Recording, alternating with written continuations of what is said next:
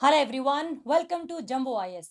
तो आज हम डिस्कस करेंगे जून 2025 के करंट अफेयर्स, जिसको हम लोगों ने एक ही पार्ट में डिस्कस करना है क्योंकि हम बहुत पीछे जा रहे हैं ना करंट अफेयर्स में। तो पेपर हमारा अप्रैल में है, तो जून के हम नहीं भी करते तो हमारा काम चल जाता, लेकिन थोड़ा सा सेफर साइड के लिए मैंने आपको जून भी करवाना लाजमी समझा कि भाई अगर क्वेश्चन आ जाए और हमें ना आता हो तो फिर गलत बात हो जाएगी हमारे एंड पे।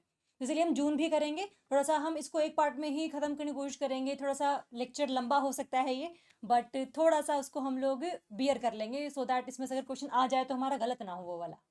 ओके, चलो फिर शुरू करेंगे जून 2025 और उसके बाद हम जंप करेंगे to next or next month जो हमारा होगा जनवरी 2026। तो जनवरी फरवरी मार्च ये 3 मंथ हमारे रह जाएंगे। हम इनको कवर करेंगे बट आफ्टर सम गैप, मतलब आपका थोड़ा सा जो बैकलॉग चल रहा है करंट अफेयर्स के रिगार्डिंग वो आप एक बार क्लियर कर लीजिएगा। बाकी इसको हम एक हफ्ता छोड़ के दोबारा रिज्यूम करेंगे सो दैट आपके पास एक एक वो रह जाए कि एक बैलेंस सा हो जाए अपने स्टैटिक पोर्शन के रिगार्डिंग। ठीक है, इसको ही जो आपका जून जुलाई अगस्त सितंबर अक्टूबर नवंबर दिसंबर ये जो 7 मंथ हम लोगों ने करे हैं, तो आपको इनको रिवीजन काफ़ी ज़्यादा देनी पड़ेगी क्योंकि जैसे मैं खुद ना दिसंबर के करंट अफेयर आज पढ़ रही थी जो मैंने आप लोगों को करवाए हैं, बट वो मैंने आपको 1.5 महीने पहले करवाए थे। तो कुछ फैक्ट ऐसे जो मुझे भी नहीं याद अब। तो जब मैंने तो पूरा रिसर्च किया, पूरा पढ़ा, पूरे नोट्स बनाए और फिर आप लोगों को करवाए भी, बोला भी अपने एंड पे। तो मतलब ऐसा है कि चीज़ें भूल जाती हैं, तो अगर मैं भूल सकती हूँ तो बाकी आप लोग भी भूल सकते हैं। इसीलिए मल्टीपल रिविजन हमारे लिए बहुत रिक्वायर्ड है। ठीक है, तो शुरू करेंगे हम लोग जून। बस आपको यही ध्यान रखना है कि रिवीजन पर कोई भी कमी नहीं रहनी चाहिए। आई नो रिवीजन का नहीं मन करता है कि यार ये पढ़ा तो हुआ है, बार बार क्यों पढ़े जा रहे हैं ऐसे। यही रिपोर्ट पढ़ी थी, डब्ल्यूएफ ने लॉन्च करी थी, यही रैंक हमने 3 बार पढ़ लिया है, लेकिन फिर भी चौथी बार पढ़ लो उसे। क्या पता पेपर में ये आपको ना याद आए, और वो चीज़ जो आपने पढ़ी हुई है और फिर भी नहीं याद आ रही है तो बहुत ना ऐसे आपको रिग्रेट सा फील कराती है पेपर में बैठ के। ठीक है, तो हम इसी ज्ञान के साथ आगे बढ़ेंगे। जून हम खत्म करेंगे आज और फिर हम जनवरी पर जंप करेंगे। Okay, so let's start with our first topic, Shipki La पास। देखो पहली बात तो ला का मतलब पास ही होता है, तो चाहे शिप की बोल देते हैं आप, चाहे शिप की ला बोलो, तुम्हारी मर्जी है। शिप की ला पास जो है वो कहाँ पर है, तो it is in Himachal Pradesh. ये रहा शिप की ला पास। ये फेमस इसलिए है क्योंकि यहाँ से एंटर करती सतलुज नदी फ्रॉम चाइना वाला एरिया। चाइना में सतलुज राकस लेक से ओरिजिन करती है। इसको राकस भी कहते हैं, कई जो है रकास लेक भी कहते हैं, बट हम राकस बोल रहे हैं राक्षस टर्म से। ठीक है, तो राकस लेक से ही निकलती है और फिर धीरे धीरे चाइना से होती हुई हिमाचल से एंटर करती है इन अपना शिपकिला पास, और फिर जाती है आपके ये पंजाब में। पंजाब में ये मिलती है ब्यास से और फिर आगे निकल जाती है पाकिस्तान में। ठीक है, तो इंपॉर्टेंट ये है इसका रूट क्या है। अब शिपकीला पास न्यूज़ में क्यों था, क्योंकि बहुत सारे पास ऐसे होते हैं, मतलब जो बहुत ना हायर हाइट पर होते हैं, बहुत ऑल्टीट्यूड हाई होता है उनका, तो वहाँ पर टूरिज्म के लिए इतना कनेक्टिविटी होती नहीं है। बट हिमाचल प्रदेश गवर्नमेंट ने ये बोला है कि भाई अगर आप टूरिज्म प्रमोट करना चाहते हैं यहाँ पर, बढ़िया मतलब कनेक्टिविटी बढ़िया रहेगी, रोड्स वगैरह बना देंगे, कैफ़ेज़ वगैरह बन जाएंगे, तो जिन्होंने जाना होगा शिपकीला तक तो वो जा सकते हैं। तो हिमाचल प्रदेश गवर्नमेंट ने ओपन कर दिया है शिपकीला पास फॉर डोमेस्टिक टूरिज्म। ठीक है, eliminating the need for permits, receiving reviving hopes for cross border trade and religious tourism. कि भाई अब ट्रेड भी बेसिकली हो पाएगा और आपका जो क्रॉस बॉर्डर ट्रेड है और जो टूरिज्म के रिगार्डिंग जितना भी आपका प्रमोशन रहता है तो वो भी हम लोग कर पाएंगे इसमें। ठीक है, तो ये न्यूज़ में क्यों था ये पता लग गया हमें। हिमाचल प्रदेश के किन्नौर जिले में है ये पता लग गया हमें। ओके, इसके अलावा लाइन ऑफ एक्चुअल कंट्रोल से थोड़ा सा मतलब पास ही लगता है क्योंकि बिल्कुल बॉर्डर है चाइना से। हर अगर इंडिया में आपने एंटर करना है तो this is one of the pass. अब पास का मतलब क्या होता है ना कि भाई पहले तो जैसे दो पहाड़ों के बीच में एक जगह होती थी जहाँ से नदी अपना रास्ता बनाकर आ जाती थी। अब हम लोगों ने पास कुछ ऐसे बना दिए हैं कि भाई रोड ऐसे चढ़ चढ़ के अल्टीमेटली फिर हम उस साइड उतर जाते हैं। तो ऐसे रोड्स भी हम लोगों ने बना दी है। अदरवाइज तो पास हमारे नेचुरली बिल्ट होते थे, अब हम लोगों ने मैन मेड भी बना दिए। ठीक है, तो एक तो ये ध्यान रखना सतलुज रिवर जो है जिसको हम लांकिन जांगबो भी कहते हैं, इस पास से एंटर करती है। तो हल्का सा नॉलेज इसके बारे में ले लेते हैं। इसके अलावा हिमाचल में अगर आप देखोगे तो शिपकीला नहीं है बल्कि बारालाचा पास भी है एक, और एक आपका रोहतांग पास भी है। ठीक है, रोहतांग पास आप सभी ने देखा होगा जो मनाली वाले एरिया को करता है connect to the different areas, है ना। तो मनाली के आसपास आपको ये दिख जाएगा रोहतांग पास। ओके, सो ये रहा शिपकीला पास। नेक्स्ट हमने करना है state of the world population 2025 report. पहली बात तो ये रिपोर्ट लॉन्च कौन करता है, the report is launched by UNFPA. अब इसकी खास बात रिपोर्ट की ये है कि ये बताती है कि सिर्फ इंडिया में ही नहीं, पूरे वर्ल्ड में जो पॉपुलेशन है उसका क्या स्टेटस है, कितना फर्टिलिटी रेट चल रहा है, कितने लोग हैं टोटल, कौन सी कंट्री जो है सबसे लार्जेस्ट पॉपुलेशन को कैरी कर रही है, तो वो सब चीज़ें बताती है ये। ठीक है, तो ये जो रिपोर्ट का किसने दिया है, ये UNFPA ने दिया है। और इन्होंने बताया है कि भाई इंडिया की जो पॉपुलेशन है वो 146 करोड़ हो चुकी है ऑलमोस्ट। हम लोगों ने 121 करोड़ याद की थी अपने सेंसस में 2011 वाले में, बट अब 146 करोड़ है अकॉर्डिंग टू दिस रिपोर्ट। क्योंकि हमारा सेंसस हुआ नहीं है अभी 2021 वाला, क्योंकि कोरोना वगैरह आ गया था। 27 में हम चाह रहे हैं कि सेंसस हमारा कंप्लीट हो जाएगा, 27 का हमने टारगेट रखा हुआ है, बट देखो वो होता है कि नहीं होता है। बट इंडिया की पॉपुलेशन इतनी है और फर्टिलिटी रेट है आपका 1.9। 1.9 का मतलब ये है कि भाई जो 20 इंडिविजुअल्स हैं या फिर आप कह लो कि 10 कपल्स हैं, they are giving birth to 19 children. 1.9 का ये मतलब है। इसका मतलब ये जो 20 इंडिविजुअल्स को रिप्लेस करने के लिए बस 19 इंडिविजुअल्स हैं, तो मतलब लॉन्गर पीरियड ऑफ टाइम में जो पॉपुलेशन है वो हमारी डिक्रीज करेगी। जनरली जो रिप्लेसमेंट लेवल फर्टिलिटी रेट है उसे हम कहते हैं 2.1, कि भाई 20 लोगों की जगह जो है वो 21 बच्चे लेंगे। और एक हमने एक्स्ट्रा इसलिए लिया है बिकॉज कोई डिजास्टर आ जाती है, कोई डिजीज आ जाती है, तो मतलब एक काइंड ऑफ एक हमने बफर क्रिएट किया हुआ है एक इंडिविजुअल का।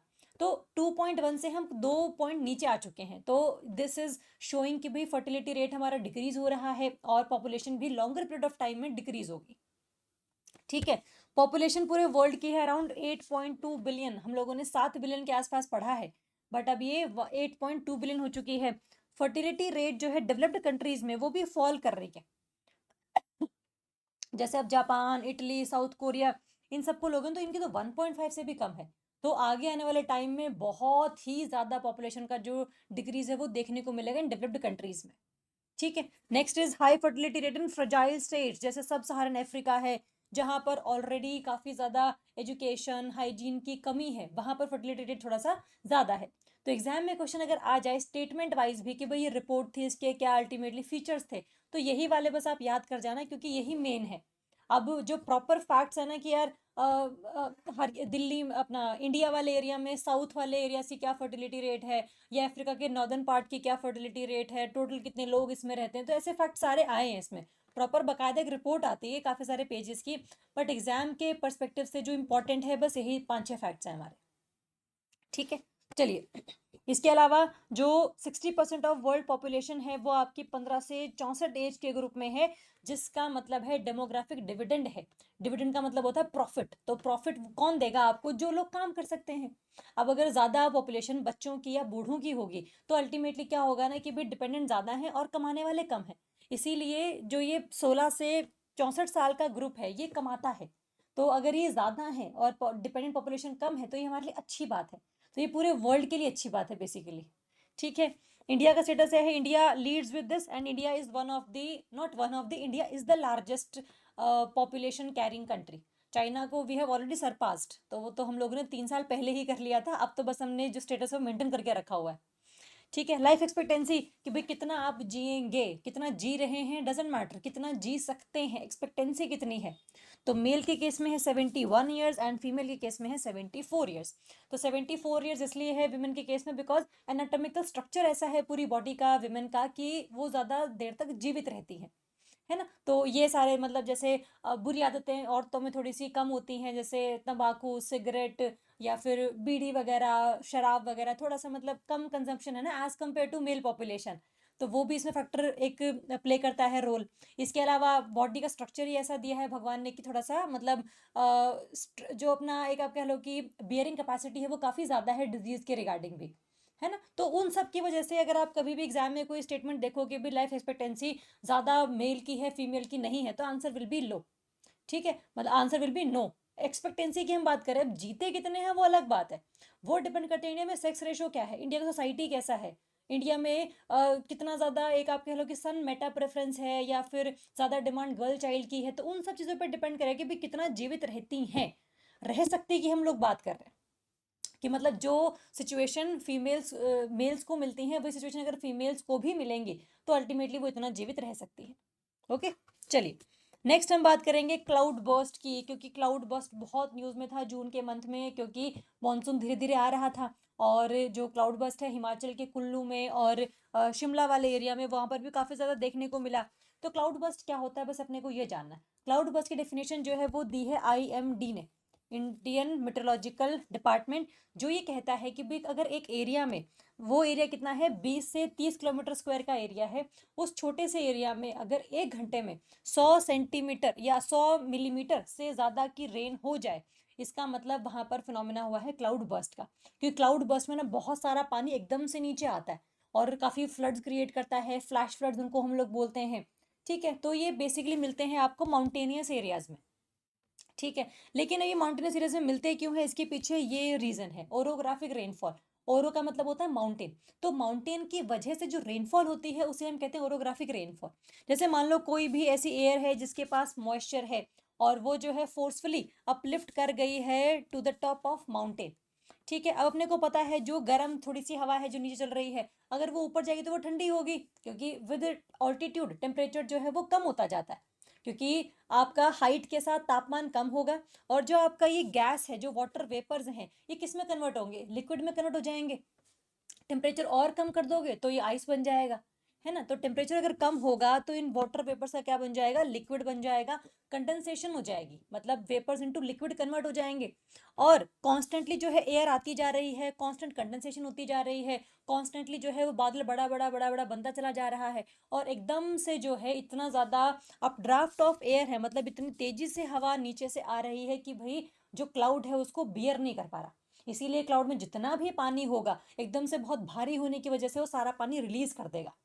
ठीक है, तो इसका जो मतलब फिनोमिना है that leads to cloud burst.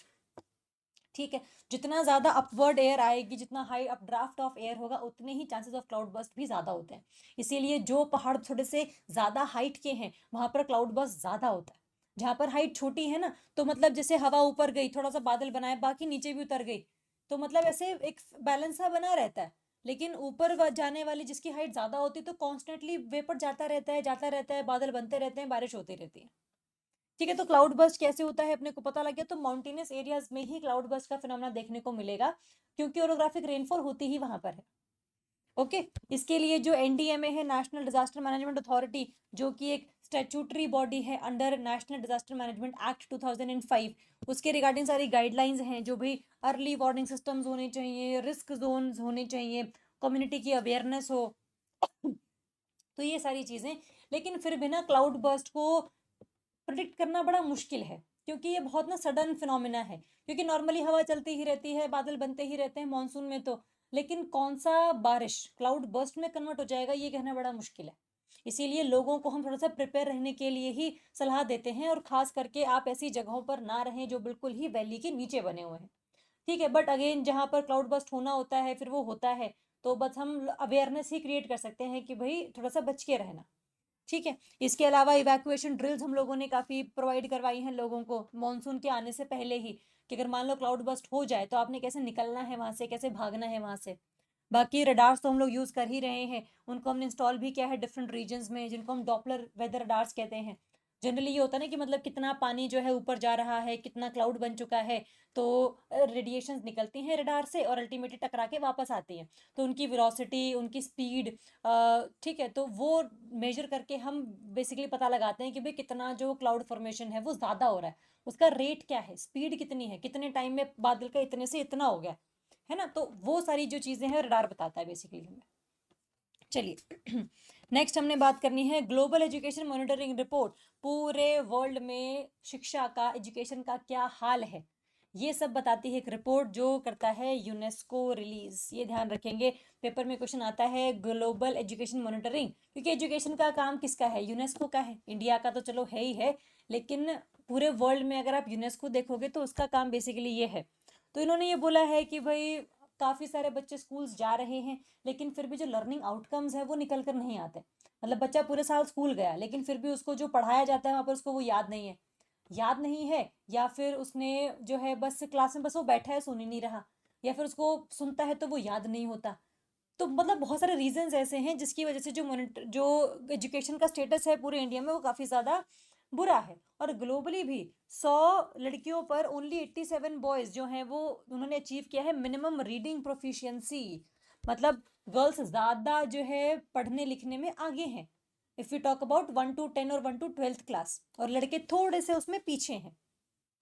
और अगर आप मिडिल इनकम कंट्रीज की बात करोगे तो ये 100 गर्ल्स में सिर्फ 72 बॉयज ही रह जाएंगे। मतलब आप लोगों ने सभी ने नोटिस भी किया होगा आई थिंक, या नहीं भी किया है अगर, तो मतलब काफ़ी जो लड़कियां होती हैं पढ़ने में थोड़ी ज़्यादा अच्छी होती हैं, है ना। मतलब इसमें कोई जेंडर डिस्क्रिमिनेशन नहीं है, बस एक हल्की सी ऑब्जर्वेशन है मेरी तरफ से, आई मे बी रॉन्ग, बट मेरे आसपास जो माहौल रहा है मैंने देखा है कि भी लड़के थोड़े से पढ़ाई में थोड़े कमज़ोर होते हैं, उनका ध्यान थोड़ा यहाँ वहाँ की बातों पे भी ज़्यादा होता है। लड़कियां थोड़ा पढ़ लिख लेती हैं ठीक ठाक 10वीं 11वीं 12वीं तक तो रिजल्ट भी 10वीं 12वीं के अगर आप उठाकर देखोगे तो लड़की ही टॉप कर रही होती है। तो मतलब ये है कि इस टाइम तक जो है, हम नहीं कह रहे, ये डेटा भी सेम बात बोल रहा है, तो इसको मानते हुए हम लोग ये बस ये ध्यान रख रहे हैं कि भाई लर्निंग आउटकम्स थोड़े से बुरे हैं अगर हम बॉयज़ की बात करें तो। ठीक है, इसके अलावा जेंडर पैरिटी थोड़ी सी इंप्रूव हुई है। कोविड-19 reversed gains, girls now underperform in math in countries like Brazil, UK and Italy. पहले तो अच्छा परफॉर्म कर रही थी, अब कोविड आ गया, कोविड में जो है ऑनलाइन पढ़ाई आ गई, ऑनलाइन के लिए आपके पास फ़ोन होना चाहिए, अब लड़कियों के पास फ़ोन नहीं है, तो अल्टीमेटली जो गेन होना चाहिए था वो नहीं रहा।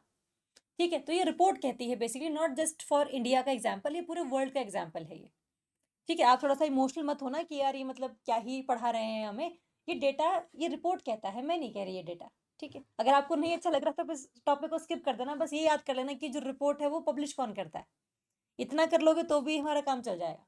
इसके अलावा अगर हम देखें 60% ऑफ एलिमेंट्री टीचर्स जो हैं वो विमेन हैं, लेकिन सिर्फ और सिर्फ 13% जो है वो vice chancellor in central universities हैं। तो मतलब कहने का ये है कि जो टीचिंग प्रोफेशन में फीमेल्स ज़्यादा हैं वो सिर्फ और सिर्फ आपकी एलिमेंट्री लेवल तक हैं, 5वीं की क्लास तक हैं। अगर आप वाइस चांसलर्स को देखोगे तो वो सिर्फ 13% है, बाकी सब मेल्स इन पोजीशंस पर हैं, है ना। तो ये भी एक जेंडर डिस्क्रिमिनेशन शो करता है। ट्रेंड्स हम लोगों ने देख ही लिए हैं कि अपना जो 60% female representation in elementary schools enhances gender sensitive learning environments, ये अच्छी बात है, पॉजिटिव ट्रेंड है ये, कि भाई काफ़ी फीमेल्स जो हैं वो अगर एलिमेंट्री टीचर्स हैं तो वो काफ़ी जेंडर सेंसिटिविटी को इम्प्रूव रखती हैं, तो एक डिस्क्रिमिनेशन में पार्टिसिपेट नहीं होने देती बच्चों को। इसके अलावा ठीक है, नेगेटिव इम्पैक्ट्स ये हैं, नेगेटिव डेटा ये कहता है कि भाई एनरोलमेंट तो हाई है बट लर्निंग इतनी है नहीं, आप रोज स्कूल आते हैं बट आपको आता कुछ नहीं है। तो ये हम प्राइवेट स्कूल्स की बात नहीं कर रहे, हम गवर्नमेंट स्कूल्स की बात कर रहे हैं। तो मतलब जनरली जो डेटा है वो ये कहता है, विमेन जो है remain under represented in top roles, like 19% of global education ministers are women. तो ये सिर्फ एलिमेंट्री टीचर्स नहीं, वाइस चांसलर्स नहीं, बल्कि विमेन मिनिस्टर्स तक भी रिपोर्ट जो बताती है उसमें अंडर परफॉर्मेंस है विमेन की at the higher level. Okay, and next, education system जो है इंडिया का, it lacks transparency, merit based recruitment for leadership post, ये सारी बातें जो हमने को पता है, हम अपने देश में रहते हैं ना, हमें पता है क्या चलता है। तो अगर ये रिपोर्ट नहीं भी बताएगी तब भी हम लोगों को पता है कि यार क्या चीज़ें हैं क्या नहीं है। तो अगर आपको मान लो इनमें मैंने आपको 6 पॉइंट्स करवाए हैं और 8 पॉइंट आए थे इसमें, तो 2 पॉइंट ने अपनी सोच समझ के जो है सूझबूझ से उसको मार्क कर देना कि भाई क्योंकि ये सारे फीडबैक्स हैं तो ऑब्वियसली ये वाला फीडबैक भी तो होगा ही, है ना। तो ये सिस्टम समझ के हम पेपर में सही अप्रोप्रिएट आंसर को मार्क करेंगे। Okay, so let's move to the next topic, performance grading index PGI 2.0 report. Performance grading report है कि भाई आपने क्या पढ़ाई करवाई बच्चों से, अल्टीमेटली गवर्नेंस कैसा है आपके स्कूल का, कॉलेज का। ये जो है एक रिपोर्ट पब्लिश हुई है मिनिस्ट्री ऑफ एजुकेशन के द्वारा, और 2022 से 23 और 23 से 24 का जो ये साल था बेसिकली, इसके दौरान क्या सिस्टम रहा हमारा, वो सारी बातें हम लोगों ने देखनी है इसमें। हम लोगों ने स्टेट्स को रैंक किया है ऑन स्कूल एजुकेशन, जिसमें चंडीगढ़ सबसे टॉप पर है, मेघालय सबसे बॉटम पे है। अगर आप चंडीगढ़ को वैसे भी देखोगे तो यहाँ पर स्कूल्स का जो लेवल है थोड़ा सा ठीक ठाक है। अगर आप गवर्नमेंट स्कूल्स में भी जाओगे तो काफ़ी जो टीचर्स हैं मतलब काफ़ी ध्यान देते हैं बच्चों पर, काफ़ी बच्चे भी टॉपर्स निकल जाते हैं अपने 10th 12th के एग्जाम्स में। तो काफ़ी अच्छा सिस्टम है चंडीगढ़ में, बट मेघालय जो है वो सबसे बॉटम में है। इसका फर्स्ट वर्जन 2017 में आया था, अब जो नेक्स्ट है वो अभी आया है बेसिक 2025 में। तो ये 2-3 रिपोर्ट ही आई है, बस ये पता होना चाहिए किसने पब्लिश करी है, एजुकेशन मिनिस्ट्री ने, क्योंकि पूरे वर्ल्ड का तो यूनेस्को ने लिया हुआ है सारा जिम्मेदारी, लेकिन इंडिया के लिए एजुकेशन की मिनिस्ट्री ही तो सारे काम करेगी। तो इसको हम ऐसे याद कर लेंगे। अब इसकी दो कैटेगरीज में आपको मार्क्स मिलते हैं किसी भी स्कूल को, आपके लर्निंग आउटकम्स या क्वालिटी कितनी है। ठीक है, इसके आपके 240 मार्क्स हैं। अगर अच्छा है कि भी बच्चों से जो आपने क्वेश्चन पूछा उन्होंने जवाब भी दे दिया, तो मतलब लर्निंग आउटकम अच्छा है, क्वालिटी अच्छी है। एक्सेस, कितने बच्चे एजुकेशन को एक्सेस कर पाते हैं, कितनों के पास फोन्स हैं, या फिर कितने स्कूल में आ पाते हैं, आपके गांव के आसपास स्कूल है या नहीं है। इसके 80 नंबर मिलते हैं आपको। इंफ्रास्ट्रक्चर फैसिलिटी स्कूल में क्लासरूम्स टॉयलेट्स वगैरह है या नहीं है, उसके 190 मार्क्स हैं। इक्विटी के मतलब इक्विटी मतलब कि भाई इक्वालिटी, या फिर जैसे जेंडर डिस्क्रिमिनेशन नहीं है या कास्ट डिस्क्रिमिनेशन नहीं है, ये सब अगर नहीं है तो ये बढ़िया आउटकम्स निकल कर सामने आते हैं आपके लिए। आपको भले इनके टोटल वेट ना याद करना हो, इंडिकेटर ना याद करना हो, लेकिन अगर आप ये भी याद करेंगे तो ठीक रह जाएंगे।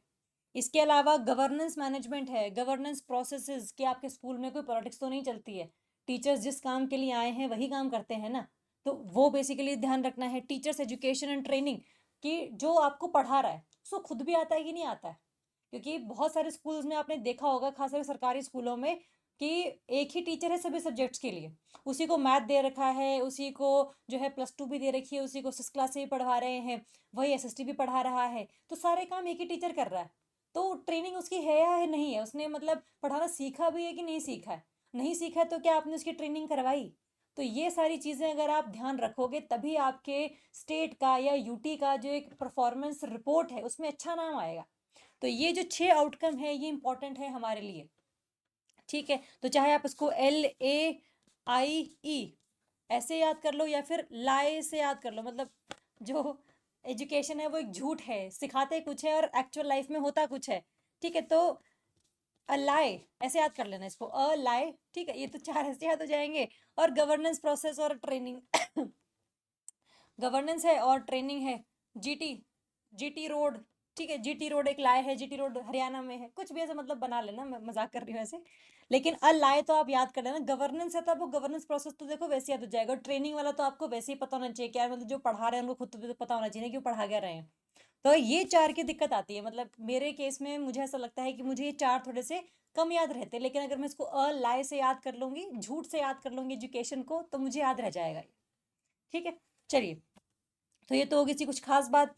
इसमें जो है ग्रेडिंग स्केल जो है 1000 पॉइंट्स पर मिलते हैं आपको सारे नंबर, जिसमें दक्ष स्टेट्स वो हैं जिनको मतलब टॉप है, और आकांक्षी वो हैं जो सबसे लोवेस्ट में है। कोई भी स्टेट जो है टॉप 4 बैंड्स में है ही नहीं। दक्ष मतलब वो होते हैं जिनके रैंक 951 से 1000 के बीच में है, तो वो तो है ही नहीं। तो 4 स्पॉट जो है हमारे, मतलब 4 जो बैंड है वो इसमें कोई स्टेट आता ही नहीं है, ठीक है। लेकिन एक खास बात इसमें यह है कि रिपोर्ट में बताया गया है हमें कि बिहार तेलंगाना जो है उन्होंने काफ़ी ज़्यादा अच्छा इम्प्रूव किया है in increasing enrolment and retention, ठीक है। तो बस ये ध्यान रखना है कि यार मतलब ये कुछ खास बातें हैं जो करंट अफेयर में हर जगह पर लिखी हुई थी, हम लोगों ने याद करनी है। तो अगर क्वेश्चन पेपर में इस टॉपिक पर क्वेश्चन आ जाता है तो फिर वो हमें पता होना चाहिए। ओके, सो ये है हमारा system. Next will talk about world investment report, investment कौन कितना करता है। अब इन्वेस्टमेंट का मतलब होता है कितना आप लोगों ने पैसे दिए हुए हैं टू स्टार्ट अ बिजनेस, ठीक है। तो अंकटाड है एक, United Nations conference on trade and development, उसने रिपोर्ट पब्लिश करी है। पेपर में एक क्वेश्चन आता है कि भी रिपोर्ट पब्लिश करता कौन है, तो आपको जो भी रिपोर्ट में करवा रहे, जैसे ग्लोबल जेंडर गैप हम लोगों ने करी तो WEF ने लॉन्च किया था, या आपका state of world population report थी तो वो UNFPA ने रिलीज किया था। तो एक ना पता होना चाहिए कि भी कौन सी रिपोर्ट कौन पब्लिश करता है। अगर आप बहुत बार पढ़ोगे इसको तो याद हो जाएगा ये, लेकिन अगर आपको ये बहुत बार पढ़ने का टाइम नहीं है तो पहले ही बारी में पढ़ते हुए कोई निमोनिक बना लो, तो तभी याद होगा, अदरवाइज याद नहीं होगा। तो मतलब आप सोचो कि मैं दूसरी बार पढ़ूंगा तो निमोनिक बना लूंगा मुझे याद हो जाएगा, तो ये बस भ्रम है। आपको लगता है कि आपका दिमाग बहुत तेज है, बट एक्चुअल में जब जरूरत होती है वो दिमाग काम करना बंद कर देता है, तो आपको होता है कि अरे मैंने पढ़ा भी था क्या, ये टॉपिक मुझे करवाया भी है, तो एक दोष ये भी आता है कि इन्होंने कराया ही नहीं है। तो ऐसा ना हो ना आपके साथ ना हमारे साथ, we want you guys to be clear by this year. तो हम चाहते हैं कि आप ना दिखें हमें अगले साल, क्योंकि हम नहीं चाहते आपको देखना, seriously I am saying that. हम चाहते हैं कि आप सभी यहाँ से निकल जाएं और बढ़िया बढ़िया रैंक्स पर अपनी जॉब्स को संभालें। तो इसके लिए अपने को निमोनिक जो है काफ़ी अच्छे बनाने पर, ठीक है। ऑब्जेक्टिव क्या है इसका? पूरे वर्ल्ड में FDI ट्रेंड क्या है, इसको हम कहते हैं फॉरेन डायरेक्ट इन्वेस्टमेंट। जैसे मान लो कोई इंडिया में कंपनी है, मान लो ABCD कंपनी है, कोई A कंपनी है, इसकी जो मार्केट वैल्यू है वो 100 रुपये है। जैसे हम कहते हैं ना कि भाई इस कंपनी की जो वैल्यू है वो 100 रुपये है, इसने 100 शेयर जो है वो निकाले हुए हैं, हर शेयर की वैल्यू जो है 1 रुपये है। अगर इसकी डिमांड बढ़ेगी तो इसके शेयर की वैल्यू बढ़ जाएगी, कभी 2 हो जाएगा, कभी 3 हो जाएगा, कभी 0.5 भी हो सकता है, तो डिपेंडिंग अपॉन कि इसकी मार्केट है कितनी स्ट्रांग, ये कंपनी है जो चीज़ बना रही है उसका लोगों में विश्वास कितना है ना। तो ये तो 100 रुपए की कंपनी है। अगर मान लो इसमें से 11 जो शेयर है वो किसी फॉरेन इन्वेस्टर ने खरीद लिए, मतलब मान लो कोई यूएसए का पर्सन था जिसने बोला, या यूएसए कंपनी थी जिसने बोला कि भाई मैं आपके शेयर को खरीदना चाहता हूँ, तो अगर 11%, 10% शेयर भी उसने खरीद लिए तो उसको हम कहते हैं एफडीआई। ठीक है, 25% हो गया तो भी एफडीआई है, और अगर 49% हो गया तब भी एफडीआई है। तब तक 49% है, तब तक ओनरशिप इसकी नहीं है। लेकिन जैसे ही शेयर 51 इसने खरीद लिया, मतलब ओनरशिप जो है इस कंपनी की हो गई, क्योंकि जब जो भी आपके डिसीजंस लिए जाएंगे वो शेयर बेसिस पे लिए जाएंगे। तो अगर 51 नंबर इसके पास है तो अल्टीमेटली आपका डिसीजन सारा यही लेगा। तो एफडीआई कितनी हो रही है, ये मतलब ये बताता है कि आपके देश के बीच में संबंध कैसे हैं। क्या यूएसए कंपनी यहाँ पे विश्वास करती है इन्वेस्ट करने के लिए? उनको इतना लगता है कि मेरे पैसे डूब जाएंगे, कि मैंने 11 रुपए दिए इन्हें, क्या मेरे 11 के 21 रुपए हो जाएंगे, 11 के 22 रुपए हो जाएंगे, या डूब जाएंगे? तो अगर उनको ये विश्वास है कि भाई 22 रुपए हो जाएंगे, तभी वो इन्वेस्ट करते हैं।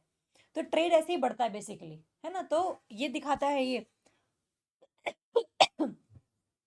पॉलिसी मेकर्स को बताता है कि भाई कैसे लॉन्गर पीरियड ऑफ टाइम के लिए इन्वेस्टमेंट्स वगैरह करनी है, एसडीजीज के क्या प्रोग्रेस है, ग्लोबल डिजिटल कॉम्पैक्ट क्या है ना, मतलब इन्वेस्टमेंट पैटर्न्स क्या चल रहे हैं, इमर्जिंग सेक्टर्स कौन कौन से हैं, कि भाई कहाँ इन्वेस्ट आप कर सकते हो, जैसे डिजिटल इकोनॉमी है, डिजिटाइजेशन है, वहां पर आप इन्वेस्ट करो तो बहुत ऐसे ग्रोथ के चांसेस मिलते हैं आजकल, है ना। तो मतलब रिपोर्ट बस ये दिखाती है, इसके ये ऑब्जेक्टिव्स होते हैं, और ये रिपोर्ट पब्लिश कौन करता है ये अपने को आइडिया होना चाहिए। चलिए, next will talk about sustainable development report SDR. पहली बात तो रिलीज कौन करता है? United Nations sustainable development solution network, ये बहुत इंपॉर्टेंट है। हैप्पीनेस रिपोर्ट भी यही लॉन्च करता है, और जो सस्टेनेबल डेवलपमेंट रिपोर्ट है वो भी यही ही लॉन्च करता है। इसका 10th एडिशन है बेसिकली, पहली बार लॉन्च नहीं हो रही है, लेकिन बस आइडिया होना चाहिए अपने को। ठीक है, फोकस क्या है इसका?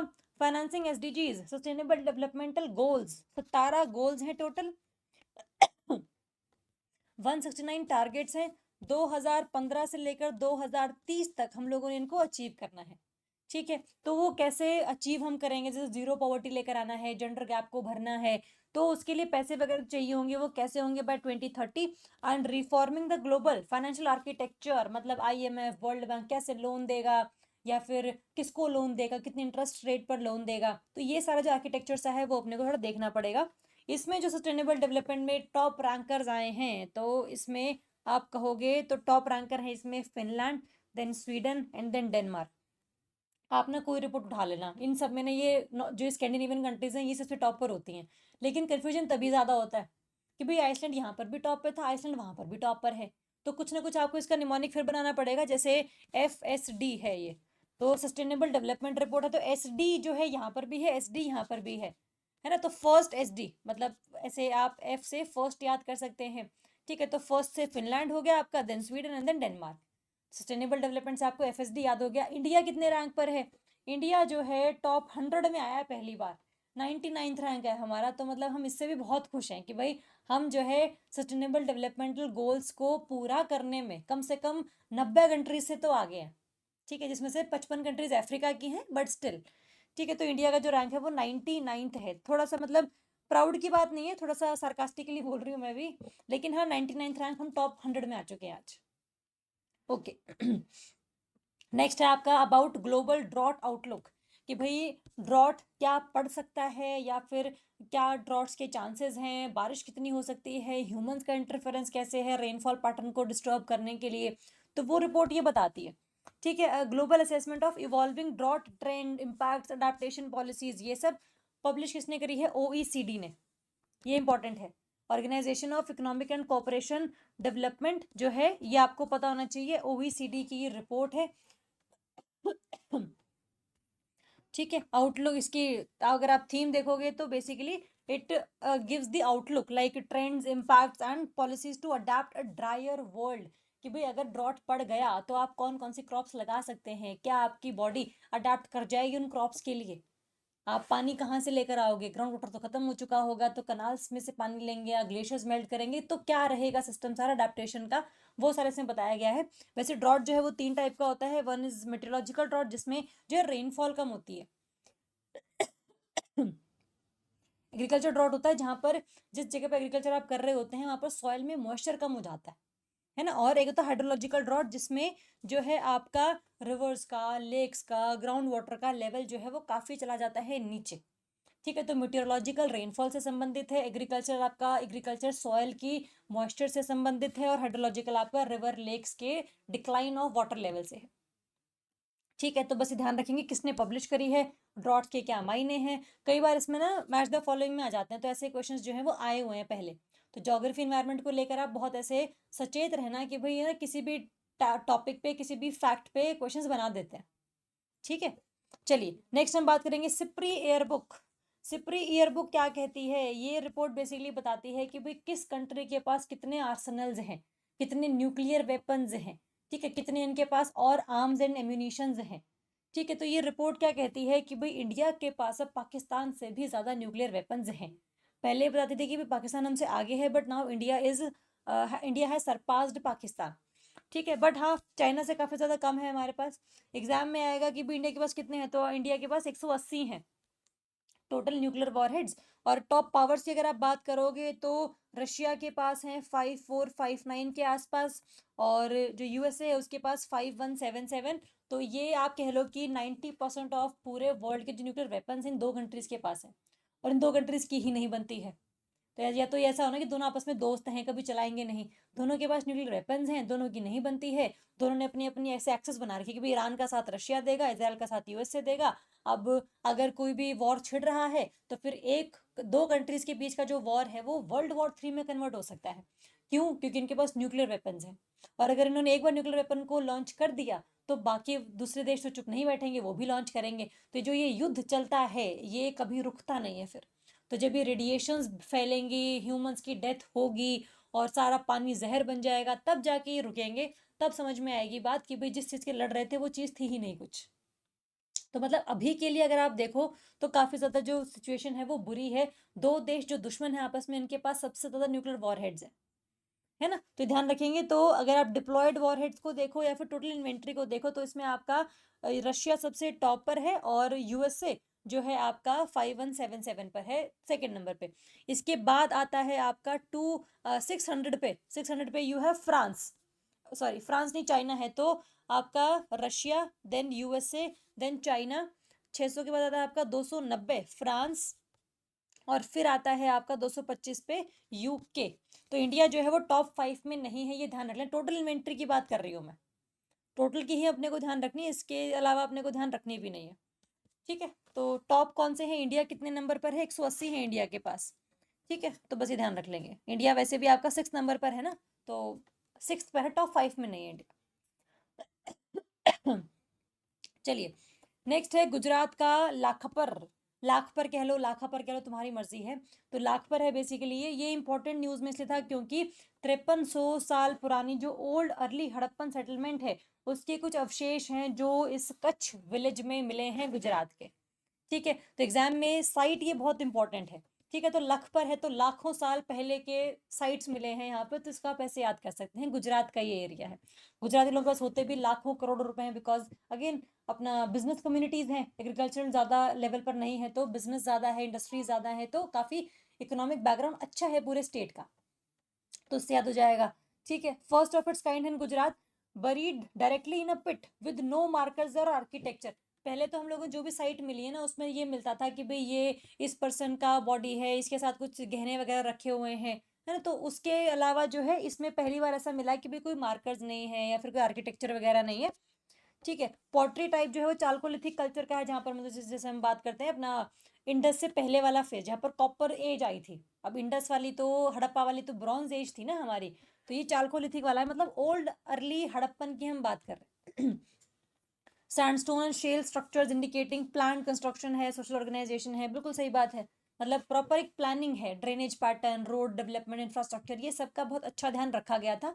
और इसको हम तभी बोलते हैं कि it is one of the most civilised urban urban planning.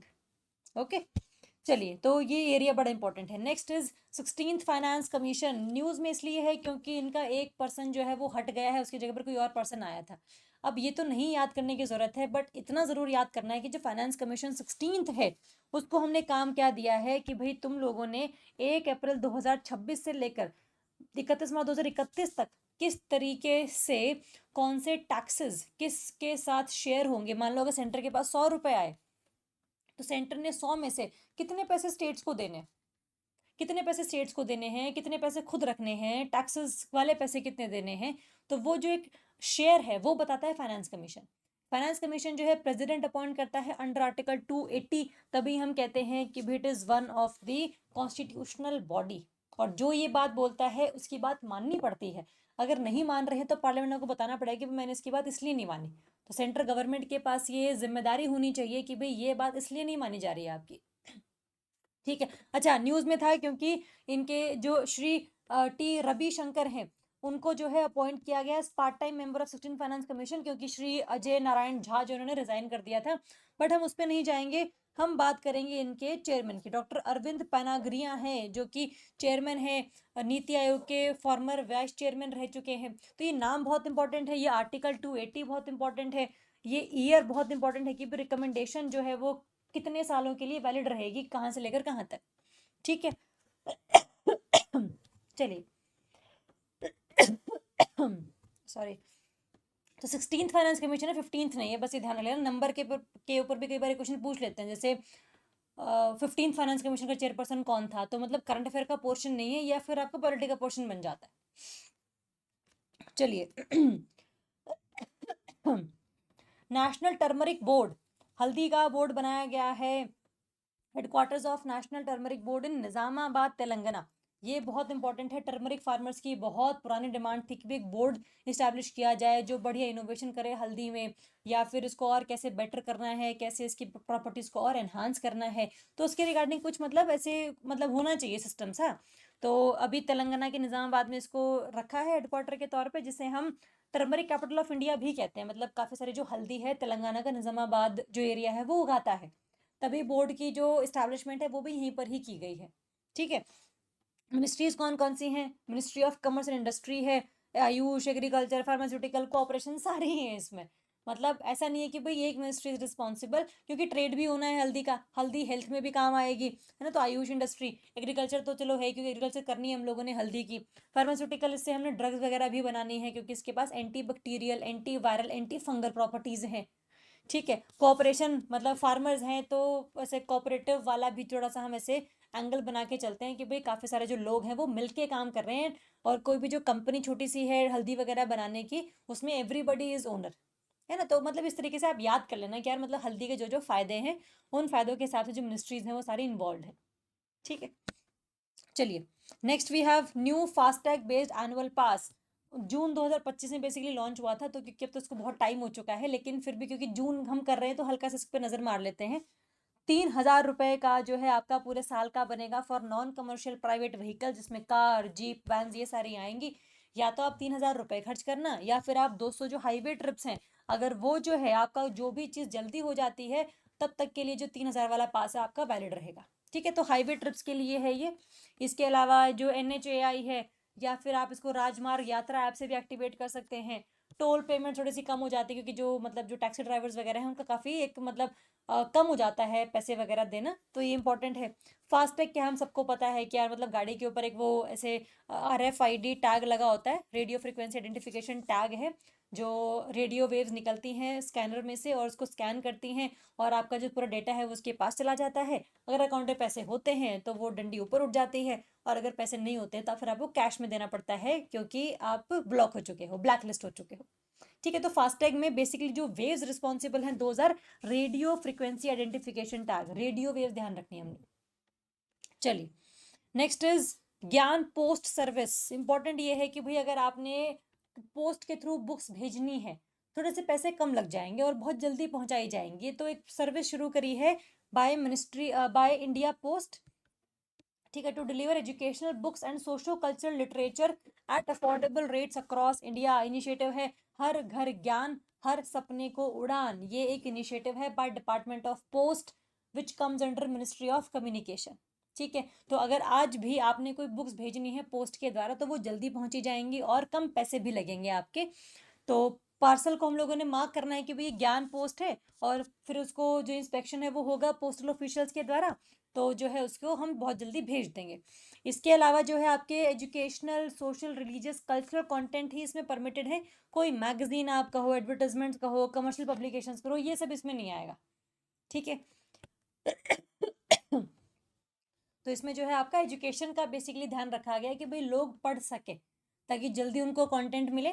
तो अगर जैसे अभी तो चलो हम भी सॉफ्ट कॉपीज दे रहे हैं, अगर हम भी आपको हार्ड कॉपीज दे रहे होते पीडीएफ्स की जगह, तो हम भी जो है ज्ञान पोस्ट उसके ऊपर मार्क करवाते, लेबल करवाते, ताकि आपके पास जल्दी पहुंच जाती वो। पैसे भी हमारे कम लगते क्योंकि ना मतलब बुक्स के भी पर वेट के हिसाब से पैसे लगते हैं, तो वो भी एक्स्ट्रा जो चार्जेस रहते हैं वो भी कम लगेंगे इसमें। चलिए, नेक्स्ट वी हैव नक्शा कैपेसिटी बिल्डिंग प्रोग्राम। ये इंपॉर्टेंट है, नक्शे से ही समझ में आता है कि कुछ हम लोगों ने सर्वे वगैरह करना है, सो दैट ये पता लगे हमें कि ये जो घर है वो किस आदमी का है। तो that's basically modern urban and survey techniques. ठीक है, इसके लिए हम लोगों को 128 जो ऑफिसर्स हैं उनको ट्रेन करना है, सो दैट जो फेज 2 है नक्शा कैपेसिटी बिल्डिंग प्रोग्राम का, वो हम लोग बढ़िया तरीके से लॉन्च कर सके। ठीक है, नक्शा का फुल फॉर्म है national geospatial knowledge based land survey of urban habitations. Urban areas की हम बात कर रहे हैं, सो दैट जो आपकी अर्बन लैंड रिकॉर्ड्स हैं उनको हम मॉडर्नाइज कर सकें। मतलब कौन सी जमीन किसकी है किसी को नहीं पता। मतलब जैसे घरों में होता है ना कि ये एरिया में ये पूरा एक घर था, उसमें से दो भाइयों ने अपना हिस्सा ले लिया, तो एक कहेगा कि भाई ये नहीं मेरा हिस्सा है, ये कहेंगे कि भाई 2 फुट की जो गली है वो मेरी है। तो ये सब दिक्कतों में पड़े ही ना। प्रॉपर हमारे पास मॉडर्नाइज्ड अर्बन लैंड रिकॉर्ड्स होने चाहिए ताकि ये समस्या हो ही नहीं। कौन सी लैंड रेजिडेंशियल है, कौन सी लैंड पंचायत की है, कौन सी लैंड जो है वो आपके म्यूनिसिपैलिटीज़ की है, वो सब अपने को पता रखना है। अभी हमारा जो अर्बन एरिया है वो इसमें हमने इंक्लूड किया है, धीरे धीरे रूरल भी हमारा इसमें आ जाएगा, बट अभी के लिए हम अर्बन की बात कर रहे हैं। ठीक है, developed by this capacity building programme is developed by department of land resources which comes under ministry of rural development. Rural भी आएगा but ministry is rural development. ठीक है, कोलैबोरेशन सर्वे ऑफ इंडिया है, टेक्निकल पार्टनर मतलब satellite images होनी चाहिए कि भाई ये जो घर है वो किसका है, कितने घर हैं, किसके नाम पर क्या है, ये सारे रिकॉर्ड्स होने चाहिए, सो दैट कोई डिस्प्यूट ना हो रेजिडेंशियल प्रॉपर्टीज वगैरह पे।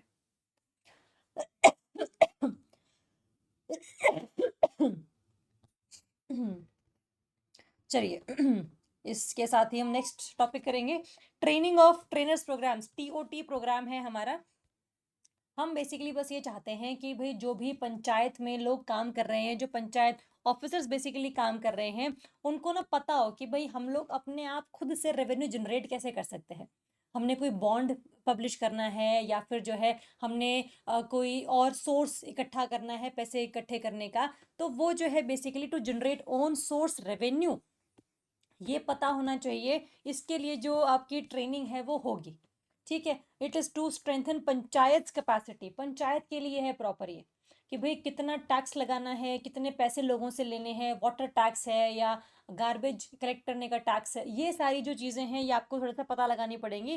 राष्ट्रीय ग्राम स्वराज अभियान के अंडर आपका ये पूरा सिस्टम आएगा, जिसको आईआईएम अहमदाबाद की पार्टनरशिप के साथ मिनिस्ट्री ऑफ पंचायती राज ने डेवलप किया है। ठीक है, तो बस ये बात ध्यान रखनी है, आईआईएम अहमदाबाद है विद आईआईपीए इपा, हम इसको बोलते हैं Indian institute of public administration, कि किस तरीके से हम एडमिनिस्ट्रेशन को और स्मूथ या बेटर कर सकते हैं।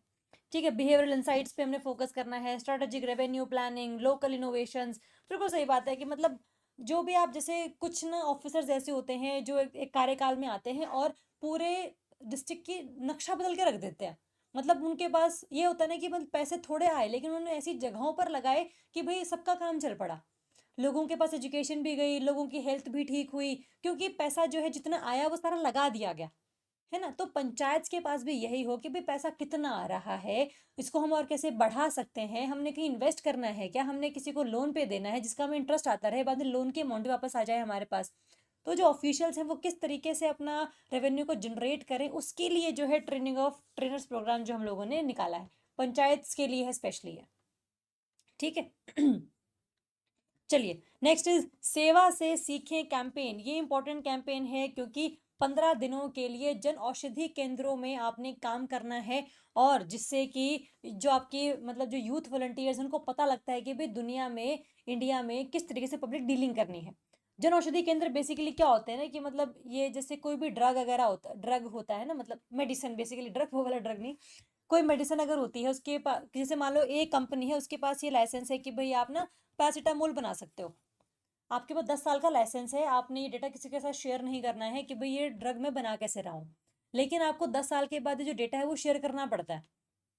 क्यों? क्योंकि आपने 10 साल के लिए पीसीएम बनाई, पैसे कमाए और जो है काफ़ी प्रॉफिट कमा लिया आपने। अब ये जो डेटा है कि पीसीएम बनती कैसे है, किस सॉल्ट से बनती है, इसमें क्या डलता है, ये आपने पब्लिक पब्लिक कर दिया डेटा। तो अगर जैसे मान लो मैं क्या करूँगी, मैं डेटा को मैं खरीद लिया मैंने और मैंने उसको थोड़ी बहुत रॉयल्टी पे कर दी, लेकिन जो मेरे पास डेटा आया उससे मैंने पीसीएम बनानी शुरू कर दी। अब पीसीएम अलग-अलग कंपनीज़ की आती है। तो मेरे जब पहली जो कंपनी थी उसने जब ये पीसीएम बनाई होगी, उसने पूरा रिसर्च किया होगा कि यार मतलब किसी की बॉडी में अगर पेन है, किसी को बुखार अगर है, तो ये सॉल्ट उसकी बॉडी में जाएगा तो वो ठीक हो जाएगा, बुखार उतर जाएगा। तो उसके लिए पहले उसने टेस्ट किया होगा, आइडिया लगाया होगा, एनिमल्स पे टेस्ट किया होगा, ट्रायल किया होगा, सब कुछ किया होगा। ठीक है, तो उसके पैसे भी लगे होंगे उसमें। अब पैसे अगर लगे हैं तो वो पैसे वापस भी कमाएगा। तो जब वो पैसे वापस कमाएगा तो लोगों से ही पैसे लेगा, बिकॉज मेडिसिन तो लोगों तक जा रही है, तो उसका जो प्राइस है वो भी ज़्यादा होगा, तो एक गोली 10 रुपए की मिलेगी। लेकिन मैंने ये सारा डेटा उठा लिया, मैंने बस सीधा जो है बनानी शुरू कर दी, सीधी बेचनी शुरू कर दी। ना तो मैंने कोई टेस्ट किया, ना मैंने कोई ह्यूमन ट्रायल किया, ना मैंने कोई एनिमल ट्रायल किया, तो मैं किस चीज़ के पैसे मांगू लोगों से? मेरा तो कोई इसमें खर्चा हुआ ही नहीं। तो मैं क्या करूँगी, मैं इसको 1 रुपया पर गोली के हिसाब से बेचूंगी। तब उसने कहते हैं जेनरिक ड्रग, कि भाई मैंने कोई पैसे नहीं लगाए इसके ऊपर, तो मैं किस हक से मांग लूँ लोगों से? तो एक होती है ब्रांडेड ड्रग्स, एक होती है जेनरिक ड्रग्स। तो जेनरिक ड्रग्स को हम बोलते हैं जन औषधि, कि भाई केंद्र वो होते हैं जहाँ पर जेनरिक ड्रग्स मिलती हैं बहुत ही कम रेट्स पे।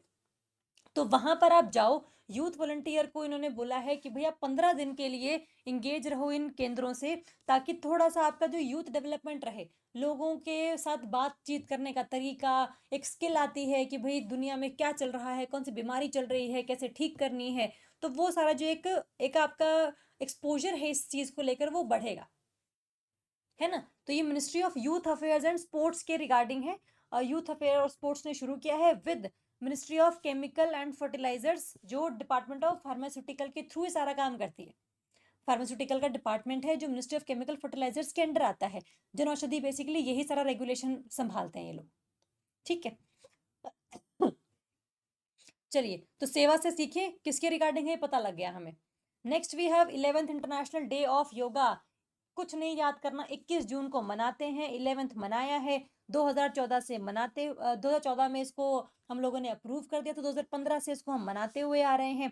21 जून को ही मनाते हैं क्योंकि इस दिन होता है समर सॉलिस्टिस, पूरी साल का सबसे बड़ा दिन। ठीक है, और यूएनजीए के द्वारा ये प्रमोटेड है, तो पूरे कंट्रीज मनाते हैं, सिर्फ इंडिया नहीं। तो योगा ऐसा हम मानते हैं कि भी इंडिया से जनरेट हम लोगों ने किया है, ओरिजिन इसका इंडिया में है। और योगा से जो प्रसिद्धि हम लोगों को मिली है पूरे वर्ल्ड में, वो मतलब अतुलनीय है, मतलब अतुल्य है, बेसिकली उसका कोई मोल नहीं है। तो काफ़ी हमारा एक रोल रहा है। और मोदी जी ने कहा था कि यार मतलब योगा डे शुरू करो, इतना बढ़िया सिस्टम है, लोग जिम जाते हैं, तुम योगा क्यों नहीं करते, है ना? तो योगा करने से होगा, तो वो आपकी सेहत जो है जिम जाने से जो नहीं बेटर हो रही है, आपकी पूरी बॉडी का जो एक, आप कह लो कि हर एक ऑर्गन जो है सही ढंग से काम कर रहा है, आपकी मसल सही ढंग से काम कर रही हैं, वो योगा के थ्रू आप अचीव कर सकते हैं। फ्लेक्सिबिलिटी आती है बॉडी में, शांत रहता है, मेडिटेशन करते हैं, ध्यान लगा सकते हैं, तो लोगों से बात भी अच्छी करते हैं। अब जो लोग जिम जाते हैं वैसे ही फ्रस्ट्रेटेड रहते हैं, वैसे ही टेस्टोस्टेरोन लेवल बहुत हाई रहता है उनकी बॉडी में, तो कोई कुछ कहते तो ऐसे लड़ने को आ जाते हैं कि यार ऐसा बोल कैसे दिया मुझे। तो जिम से बेटर योगा है, as according to Ramdev ji and प्रधानमंत्री मोदी जी, क्योंकि योगा डे इन्होंने सेलिब्रेट करवाना शुरू किया है पूरे वर्ल्ड में। ठीक है, तो बस इसके रिगार्डिंग ध्यान रखना। और इसकी थीम भी इंपॉर्टेंट है यार, मतलब एग्जाम्पल में आ सकती है, yoga for one earth one health. सभी जो रोग हैं उनका एक ही रामबाण है, योग। आपकी बॉडी में कोई भी डिजीज होती है, कोई भी डिप्रेशन है, कुछ भी है, आप योग 15 दिन लगातार करो, आपकी बॉडी में जो चेंज होगा वो आप खुद भी नहीं इमेजिन कर सकते कि यार ये चेंज आ सकता था क्या। तो बीमारी चाहे कोई भी हो, चाहे किडनी आपकी वीक है, चाहे हार्ट पेशेंट हैं आप, अगर आप योगा करते हैं, बीपी लो है, बीपी हाई है, कुछ भी प्रॉब्लम अगर आपको है, तो योग इज द अल्टीमेट सोल्यूशन। पढ़ाई भी आप लोग करते हैं यार, मतलब दिन रात आप 8-9 घंटे पढ़ते हैं, हल्का सा 15 मिनट अगर आप रेस्ट ले लोगे, ध्यान लगा लोगे, तो जो कंसंट्रेशन लेवल बढ़ेगा आपका, वो मतलब बिल्कुल अलग ही लेवल पर होगा। चाहे आप 15 मिनट आंखें बंद करके ना बस ये देख लो कि मैंने पूरे दिन में ना मुगल्स आए थे, बाबर से लेकर मैंने लास्ट में औरंगजेब तक पढ़ा है, तो आंख बंद करी, पूरा एक बार फटाफट फटाफट रिवाइज कर दिया कि बाबर के बाद हुमायूं था, हुमायूं के बाद अकबर था, फिर जहांगीर, शाहजहां, दारा शिकोह, ये सब जो है आया था। उस हिसाब से आपको फिर मतलब रिवीजन भी हो जाएगी और आपका मन भी शांत रहेगा। तो कहने का मतलब ये है कि पेपर में क्वेश्चन इसके ऊपर आ सकता है। चलिए, next is we have QS world university ranking 2026 है, जिसमें पूरे वर्ल्ड में जो यूनिवर्सिटीज बेटर कर रही हैं काम, उनको आगे प्रमोट करना कि भाई IIT दिल्ली अच्छा कर रही है, इसके मॉडल पर सारी और कंट्रीज की यूनिवर्सिटीज चले। तो QS वर्ल्ड रैंकिंग है, जो कि ये आपका क्वाक डुआ रैली साइमंड समथिंग कुछ करके है। मैं इसको बचपन से, मतलब बचपन से तो नहीं, अभी यूपीएससी की तैयारी में हम जब से हैं, तो QS ही मैं तो बोलती हूँ, पता नहीं इसको मतलब फुल फॉर्म भी है वैसे तो इसका। तो एक ग्लोबल एजुकेशन सर्विस फर्म है जो यूके में बेस्ड है, बस इतना ध्यान रख लेना। QS जो ये मतलब फर्म टाइप सी है, कंपनी टाइप सी है, जो यूके वाली है।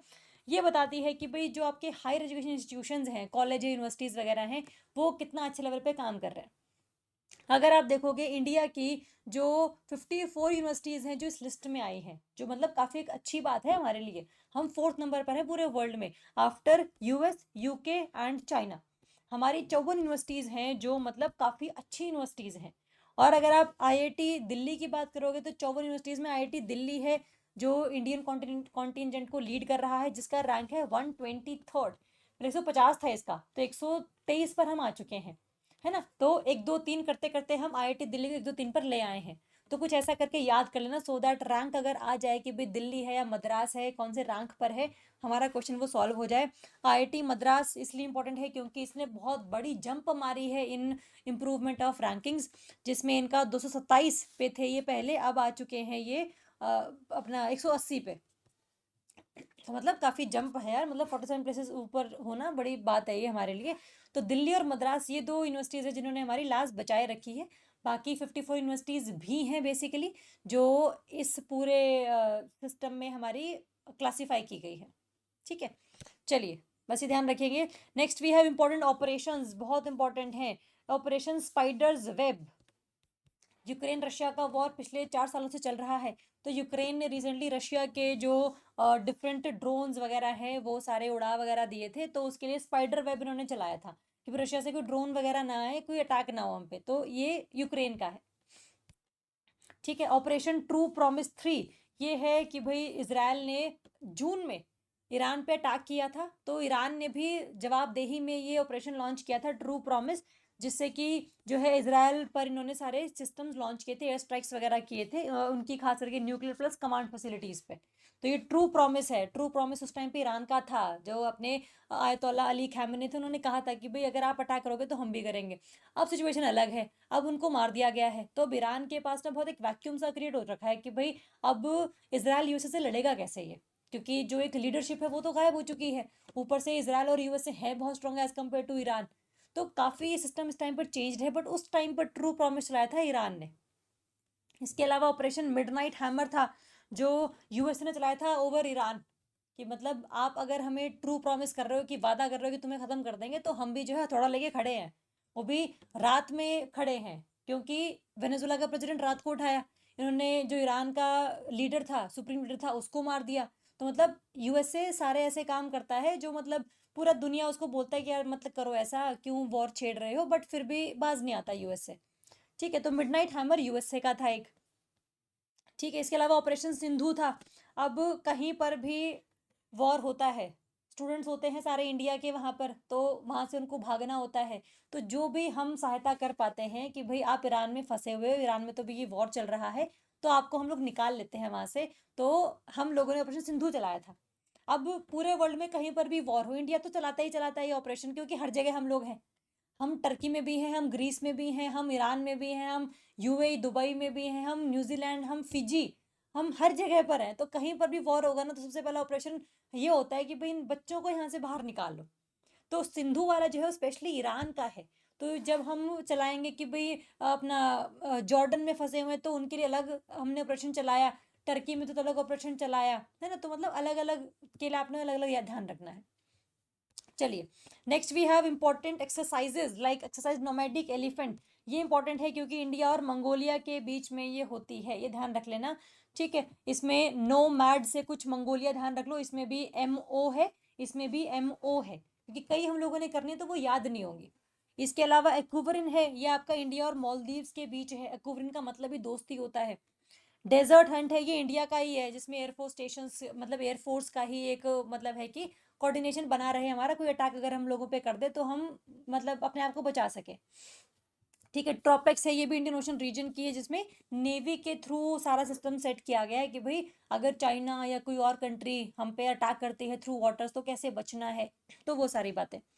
एक्सरसाइज आक्रमण, ये सेंट्रल थिएटर कमांड की तरफ से लॉन्च की गई है, इंडिया की ही है बेसिकली ये, जिसमें सुखोई और राफेल हम लोगों ने इस्तेमाल किया है फॉर इलेक्ट्रॉनिक वॉरफेयर का जवाब देने के लिए, कि भाई जैसे होता है ना कि रडार हम लोगों ने अपने रडार्स बहुत ज़्यादा एक्टिव कर दिए हैं, हमारी जो मिसाइल्स हैं वो किसी और के रडार में नहीं आ रही हैं, है ना, तो कुछ ऐसा सिस्टम लगा दिया है सैटेलाइट्स या मिसाइल्स के ऊपर, तो उसको हम बोलते हैं इलेक्ट्रॉनिक वॉरफेयर, है ना। तो आक्रमण उसके रिगार्डिंग था। चलिए नेक्स्ट है आपकी पैसेज एक्सरसाइज, पैसेक्स भी हम इसको बोलते हैं, इंडिया और यूके नेवी आपस में करते हैं, ये नॉर्थ अरेबियन सी में भी रिसेंटली हुई है ये। तो पैसेज है, पैसेज आप याद कर लो कि भाई इंडिया और यूके के बीच में मतलब यूके ने इंडिया को इनकी आज़ादी पास की थी, तो ये यूके और इंडिया हो गया, तो मतलब याद करने का तरीका है तभी याद होगा ये। शक्ति एक्सरसाइज है, ये आपका इंडिया और फ्रांस का है, जॉइंट मिलिट्री एक्सरसाइज शक्ति, है ना, तो फ्रांस से शक्ति है, ध्यान रख लेना यार, मतलब इंपॉर्टेंट सा है, कुछ निमोनिक वगैरह बना लोगे तो ठीक रह जाओगे, मतलब सारे मैं ही बता रही हूँ, अभी तक आप लोगों ने मुझे कुछ नहीं बताया है कि भाई हाँ हमने निमोनिक बना दिया है, तो ये आपके लिए होमवर्क है कि भाई 2 साल में हम लोग ये करते हैं। तो शक्ति आपने कैसे याद किया इंडिया फ्रांस के लेके, थोड़ा सा एक बार क्रिएटिविटी दिखाना तुम लोग भी अपनी, तो मुझे भले ही ना बताना कोई दिक्कत नहीं, लेकिन खुद तो बना लेना कम से कम। चलिए next we have 52nd G7 summit. G7 summit के लिए पहले पता होना चाहिए कि भाई G7 कंट्रीज कौन कौन सी हैं। 1975 में एक ग्रुप ऑफ 6 कंट्रीज था, जिसमें France, Germany, Italy, Japan, UK, USA थे, जो माने जाते हैं पूरे वर्ल्ड के उस टाइम पर मोस्ट डेवलप्ड नेशंस। अब तो चलो नहीं है ये सारे वर्ल्ड के मोस्ट डेवलप्ड नेशंस, बट क्योंकि चलते हुए आ रहे हैं तो बस इसमें पार्टनरशिप है। ठीक है, तो पहले ये 6 कंट्रीज थे, फिर इसमें साथ कनाडा ज्वाइन हो गया था, फिर रशिया भी आया था, बट रशिया को फिर निकाल दिया 2014 में, क्योंकि उसने यूक्रेन का क्रीमिया पेनिनसुला ले लिया था, तो उसको हटा दिया था। तो G7 अब G7 ही है। तो Canada, France, Germany, Italy, Japan, UK, US, ये 7 कंट्रीज हैं। और G20 में भी ये G7 सारी सारी आती है, जिसमें रशिया तो चलो है ही है ना। तो एक तो ये इंपॉर्टेंट है, सॉरी रशिया नहीं है इसमें, आपका साउथ अफ्रीका, इंडिया है, सॉरी मैं रशिया बोल गई, इंडिया तो इसमें है ही है G20 में। और G7 में भी इंडिया को काफ़ी ज़्यादा भाव मिल रहे हैं, मतलब बेसिकली अभी कि इसको ना इनवाइट करते हैं एज ए स्पेशल इनवाइटी, कि भाई देखो वर्ल्ड के मोस्ट डेवलप्ड नेशंस आए हैं, तो मोदी जी को भी बुलाते हैं, साथ में इन्होंने यूरोपियन यूनियन के जो मतलब मेंबर्स थे उनको भी इनवाइट भेजा था। हम मेंबर्स नहीं है इसके, बट हमें इनवाइट चला जाता है कि भाई तुम भी आकर देख लो कि हम किन मुद्दों पर बात कर रहे हैं, क्योंकि डेवलप्ड कंट्रीज़ के जो मुद्दे होते हैं वो बहुत अलग होते हैं फ्रॉम डेवलपिंग कंट्रीज़, है ना। चलो इसके अलावा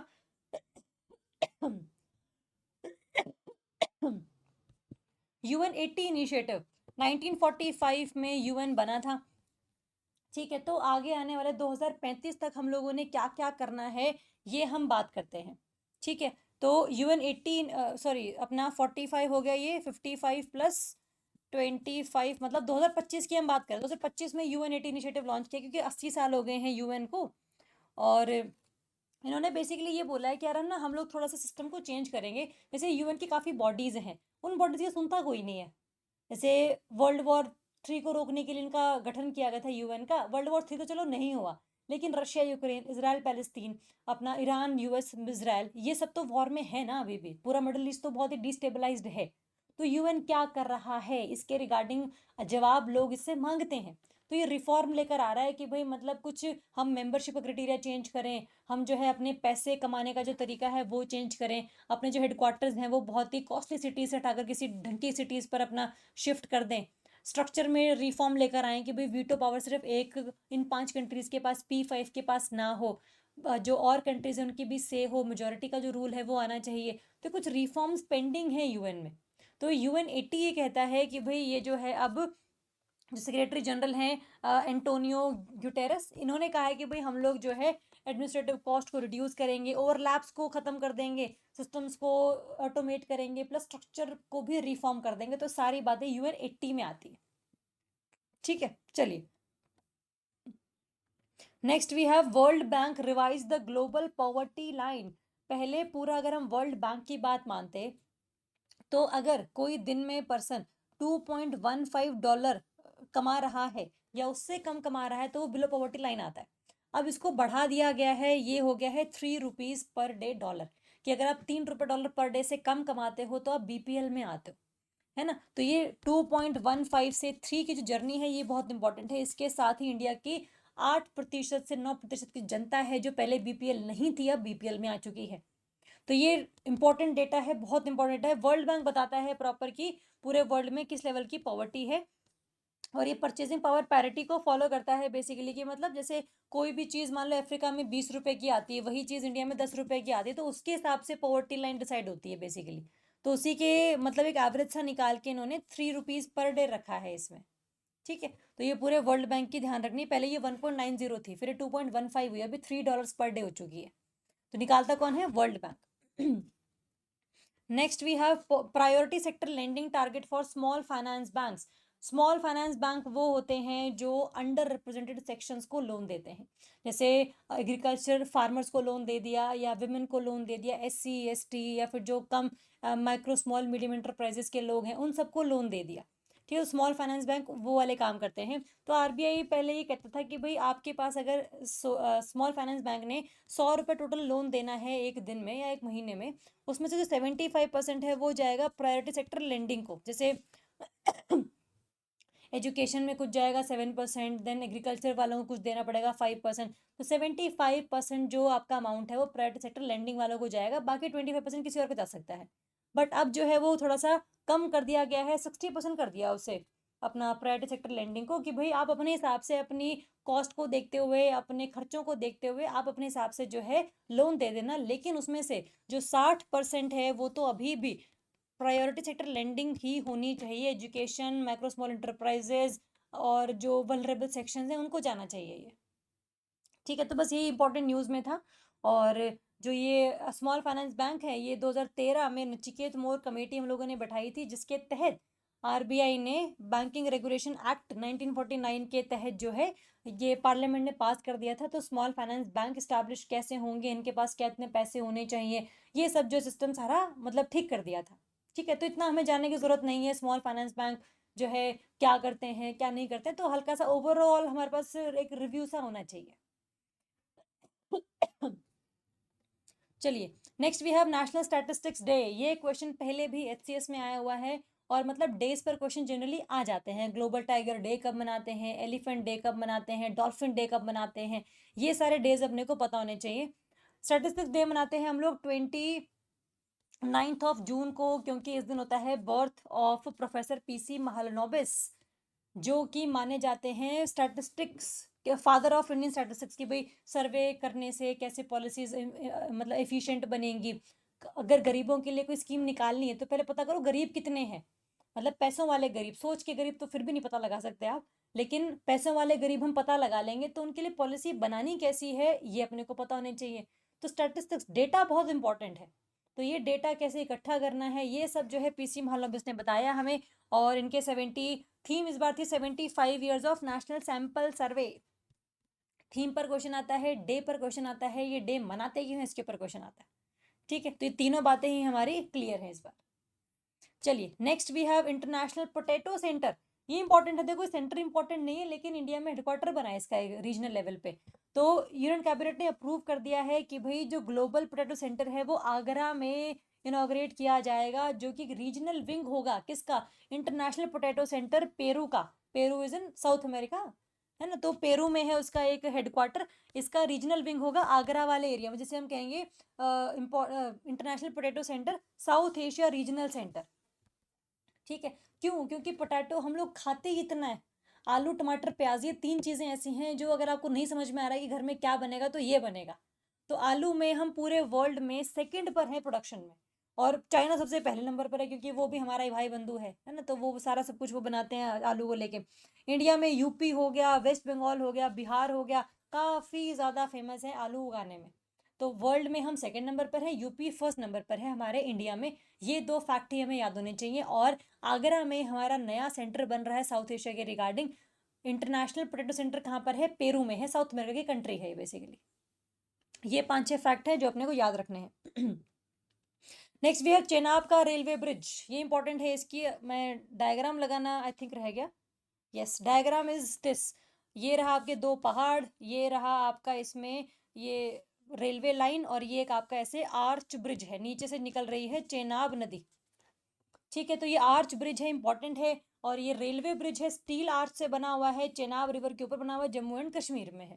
खास बात इसकी ये है कि इसकी हाइट जो है 359 मीटर्स है, जो एफल टावर से भी 35 मीटर से ज़्यादा है। तो ये बहुत अच्छी बात है और स्टेबिलिटी से प्रोवाइड होती है प्रॉपर इस एरिया में। ठीक है, तो ध्यान रखना 359 मीटर इसकी हाइट है। बक्काल और कौरी विलेजेस हैं। डिस्ट्रिक्ट है रियासी, जम्मू कश्मीर का। रियासी के 2 गांव हैं जो आपस में होते हैं connect by this railway bridge. इससे जम्मू और श्रीनगर वाला जो एरिया है वो भी आपका लिंक होता है, क्योंकि ये रेल लिंक का हिस्सा है। उधमपुर, श्रीनगर, बारामूला वाला जो एरिया है, ठीक है, तो आपका ये जम्मू से लेकर श्रीनगर तक कनेक्शन बिल्ड कर देता है रेलवे के थ्रू। ठीक है, किसने बनाया है? कोंकण रेलवे कॉरपोरेशन कंपनी है, मतलब एक अपना रेलवे और रेलवे कॉरपोरेशन है, उसने एग्जीक्यूट किया है। कराया किसने है? कंस्ट्रक्ट, मतलब मैन्युफैक्चरिंग किसने करी है? जॉइंट वेंचर है of Afcons infrastructure, ultra construction and VSL India. मतलब जो है कई सारी कंपनीज ने मिलकर इसे मैन्युफैक्चर किया है। एग्जीक्यूट किसने किया है? कोंकण रेलवे कॉरपोरेशन ने। है कहाँ पर? जम्मू कश्मीर में। हाइट कितनी है? किस डिस्ट्रिक्ट में है? कौन सी 2 जगहों को जोड़ रहा है? बहुत इंपॉर्टेंट है। इसके अलावा लेंथ कितनी है? 1315 मीटर है, ये ध्यान रखेंगे। एक तो ये, इसके अलावा विंड रेजिस्टेंस, बहुत तेज हवा चलती है क्योंकि बहुत हाई ऑल्टीट्यूड पर पहले ही एरिया है, ऊपर से ब्रिज भी बहुत हाई ऑल्टीट्यूड पे बनाया है। तो 266 किलोमीटर पर आवर की जो विंड है उसको ये झेल सकता है। और अर्थक्वेक रेजिस्टेंट भी है, अगर अर्थक्वेक आ गया मैग्नीट्यूड 8 तक का भी, तब भी ये गिरेगा नहीं। टेम्परेचर भी है, -20 डिग्री तक भी टेम्परेचर जाता है जम्मू कश्मीर में, तो भी ये झेल लेगा। ब्लास्ट प्रूफ है भाई, मतलब अगर एक्सप्लोजन होते भी हैं तो 40 टन का जो टीएनटी भी अगर इस्तेमाल आप कर रहे हैं तो भी ये रेजिस्ट कर लेगा उसे। तो ये बहुत बड़ी बात है ये जम्मू कश्मीर के हिसाब से। लाइफ स्पैन 120 साल तक चल सकता है, और 100 किलोमीटर पर आवर से जो ट्रेन की स्पीड है यहाँ पर चल सकती है। ये बहुत इंपॉर्टेंट खास बातें हैं चेनाब के इस रेलवे ब्रिज के बारे में। स्टील आर्च है, आप कभी मौका मिले तो इस ट्रेन में ट्रैवल भी करना है ना, तो इम्पोर्टेंट है। अगर याद करना है तो जब आप जाओगे ना वहाँ पे, तो प्रॉपर लिखा भी होता है सारा सब कुछ कि भाई ये सारे सिस्टम है, कैसे बनाया है, किसने बनाया है, वो सारी बातें आपको वहीं पर रिवीजन हो जाएगा। मतलब पेपर के बाद चले जाना, ऑब्वियसली अभी तो नहीं जाने का टाइम है हमारे पास, बट चलो अभी हम वैसे ही घूम लेते हैं यूट्यूब वीडियोज़ में। चलिए नेक्स्ट है इंडिया का first variable speed pumped storage plant. India का पहला लगा है ये टेहरी, उत्तराखंड में। टेहरी जो हाइड्रोइलेक्ट्रिक प्रोजेक्ट है वहां पर ही लगाया गया है। देखो बेसिकली है क्या ना, जनरली क्या होता है कि भाई 2 रिजर्वायर्स वगैरह होते हैं जो बड़े डैम्स होते हैं, एक होता है लोअर रिजर्वायर, एक होता है अपर रिजर्वायर। हम ये चाहते हैं कि भाई हम लोगों ने पानी को ना से पंप करना है डैम से जो पानी है वो तो ऑटोमेटिकली चला ही जाएगा नीचे, लेकिन हम चाहते हैं कि भी जो पंप्ड है वो ऊपर की तरफ भी हम लोग भेज सकें। तो तभी ये जो है इंडिया का first variable speed pumped storage plant है, जो 250 मेगावाट यूनिट से हम लोगों ने बनाया है। 1000 मेगावाट बेसिकली वैसे इसकी पूरी वो है, बट अगर हम प्लांट की बात करें, लोअर रिजर्वायर की बात करें, तो 250 मेगावाट है, इतनी इलेक्ट्रिसिटी हम जनरेट कर सकते हैं इससे। ठीक है, हम ये चाहते हैं कि भाई हमारी जो एनर्जी है वो pumping water to an upper reservoir using surplus power and releasing it to generate electricity when demand rises. जब पानी नीचे ऊपर से नीचे गिरता है तो टरबाइन रोटेट करती ही करती है। हम ये चाहते हैं जो पानी है उसको हम नीचे से ऊपर भी भेज सके, ताकि टरबाइन जो 2 बार रोटेट करे, जब इलेक्ट्रिसिटी जनरेट हो बेसिकली हमारी। तो जब डिमांड बढ़ती है ना गर्मियों में बिजली की, तब जो है आप ये वाला काम भी करवा सकते हैं।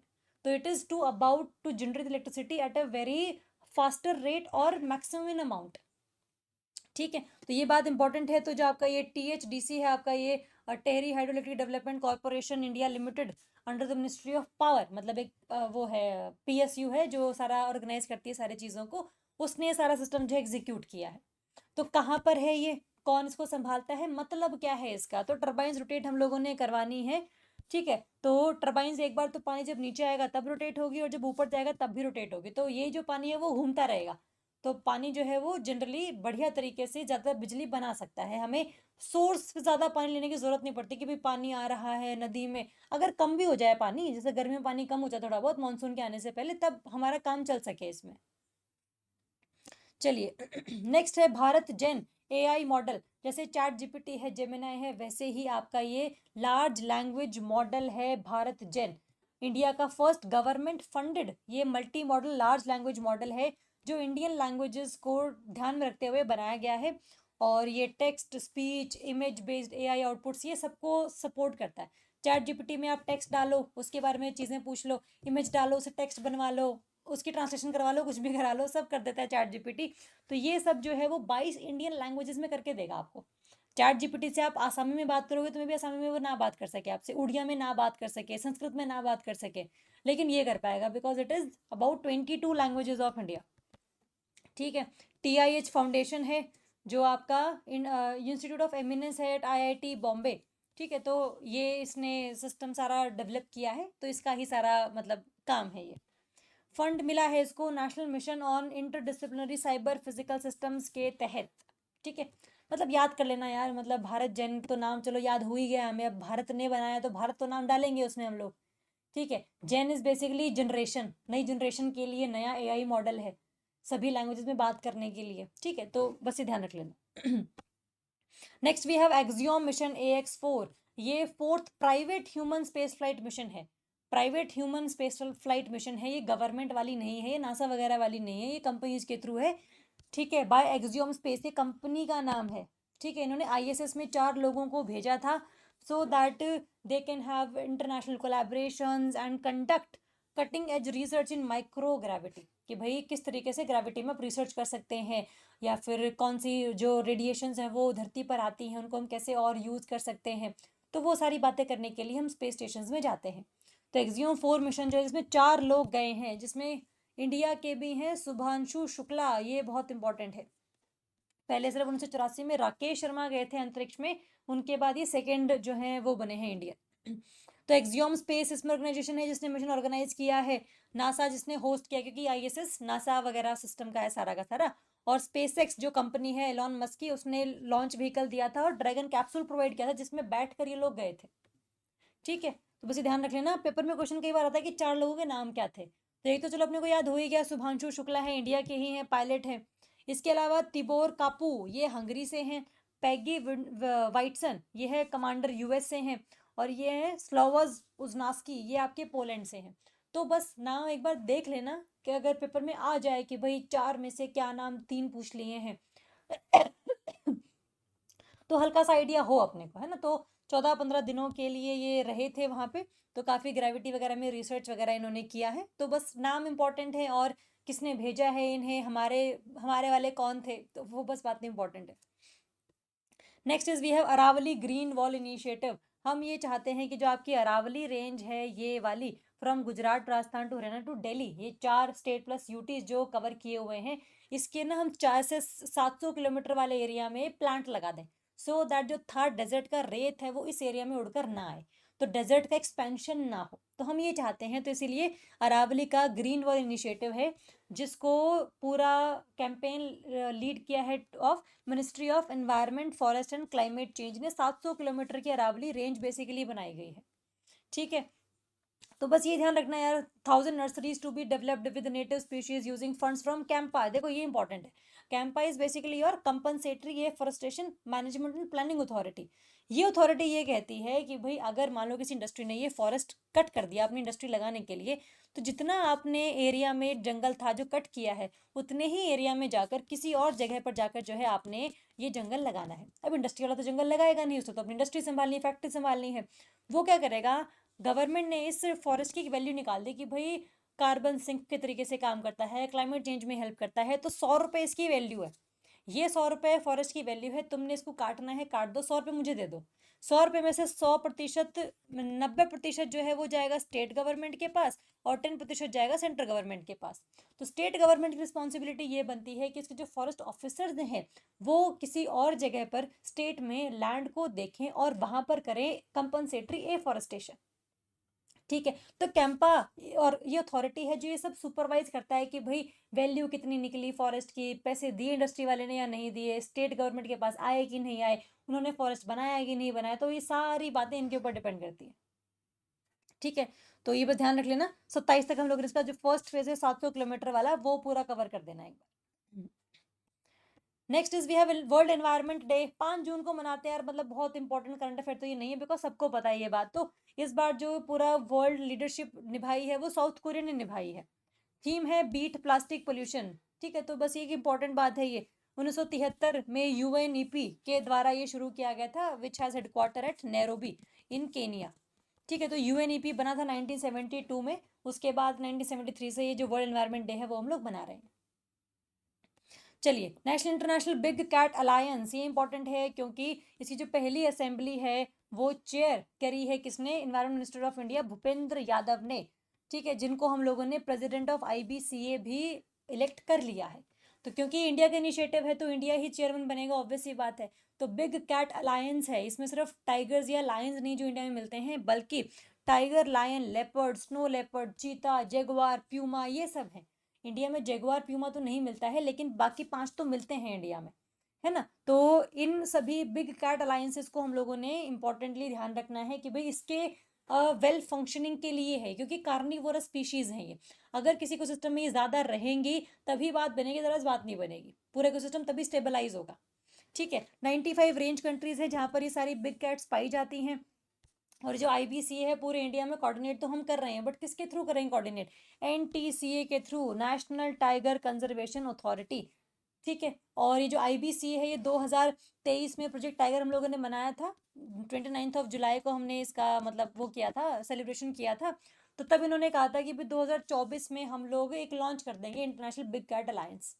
तो इंडिया का इनिशिएटिव है, इंडिया के ही चेयरपर्सन है भूपेंद्र यादव, एनवायरमेंट मिनिस्टर हैं। बिग कैट्स कौन कौन सी हैं, फास्टेस्ट रनिंग कैट्स हैं, ग्रास लैंड्स में मिलती हैं। तो क्योंकि टॉप कार्निवोर्स हैं, तो अगर ये रहेंगे बढ़िया अमाउंट में तो उतने ही हर्बीवोर्स भी चेक में रहेंगे। अगर हर्बीवोर्स थोड़े से कम अमाउंट में है तो ग्रासेस भी ज़्यादा होंगे, फॉरेस्ट भी ज़्यादा होगा। तो एक बैलेंस सा बना रहता है एक तरीके का। तो इसलिए हम चाहते हैं कि भाई ये जो बिग कैट्स हैं ये हम बचा लें।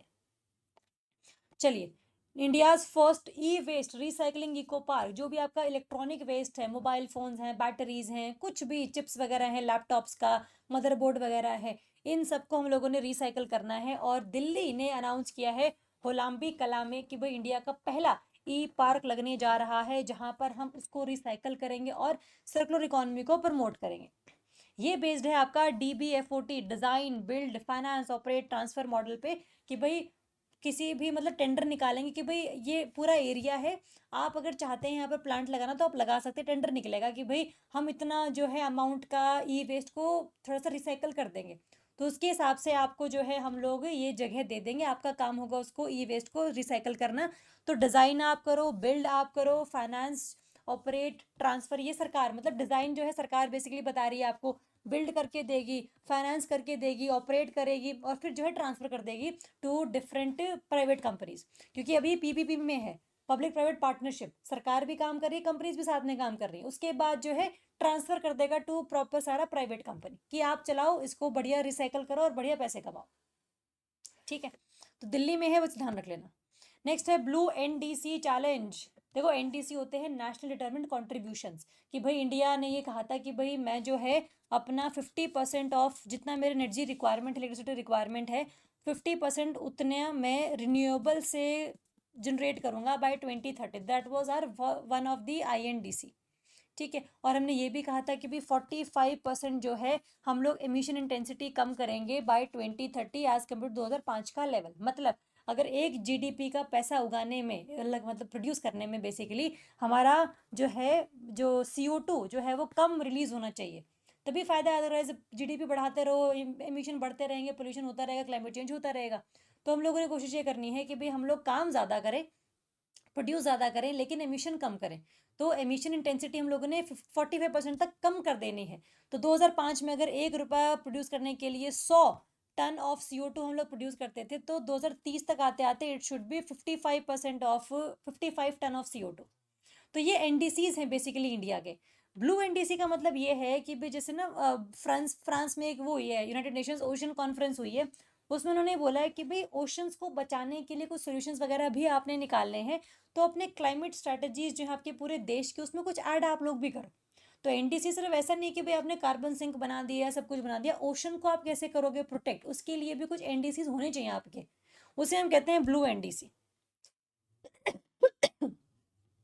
ठीक है, तो ब्राजील और फ्रांस के द्वारा लॉन्च चैलेंज था बेसिकली ये।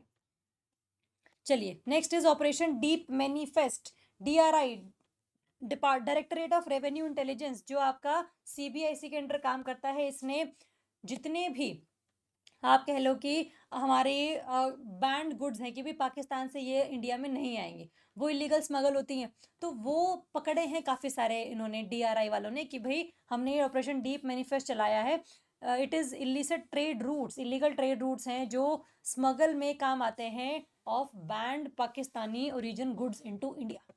ठीक है, तो ये ना डीआरआई का सारा काम होता है कि भाई इलीगल ट्रेड को हम लोग रोक सके, रेवेन्यू इंटेलिजेंस है बेसिकली हमारा ये। ठीक है, तो डीप मैनिफेस्ट है, मतलब डीप मैनिफेस्ट से आप याद कर लो कि पाकिस्तान के रिगार्डिंग है। डीप वेब, डार्क वेब, जो गलत काम है वो पाकिस्तान ज़्यादा करता है एज कम्पेयर टू इंडिया, है ना। तो मतलब अटैक वगैरह पाकिस्तान करवाता है इंडिया पे, हम काउंटर अटैक करते हैं, यस, बट हम काउंटर अटैक कर रहे हैं, हम स्टार्ट नहीं कर रहे हैं। तो मतलब कुछ ऐसे याद कर लेना क्या डीप मैनिफेस्ट इसके रिगार्डिंग था, तो एक आइडिया सा लग जाएगा कि भाई डीआरआई ने इसलिए चलाया था ये ऑपरेशन। चलिए, ग्रेटर फ्लेमिंगो सेंचुरी इन धनुषकोडी। धनुषकोडी है आपका तमिलनाडु का लास्ट एक, आप कह लो कि आइलैंड टाइप सा। तमिलनाडु ने ऑफिशियली बोल दिया है कि भाई धनुषकोडी में एक फ्लेमिंगो सेंचुरी बनेगी, जो इनके सेंट्रलेशन फ्लाईवे से जो बात है ना, ये हमला साइबेरिया से होते हुए फिर चाइना से होते फिर इंडिया में एंटर करते हैं, तो यहाँ पर आकर थोड़ा सा रेस्ट कर सकें, या फिर मतलब सेंचुरी टाइप सी है कि यहाँ पे बढ़िया मतलब बढ़िया खाने पीने की मछलियाँ वगैरह सब कुछ हो। ठीक है, तो सेंचुरी जो है वो 500 हेक्टेयर में बनी होगी, जो कि gulf of Mannar biosphere reserve का पार्ट होगा।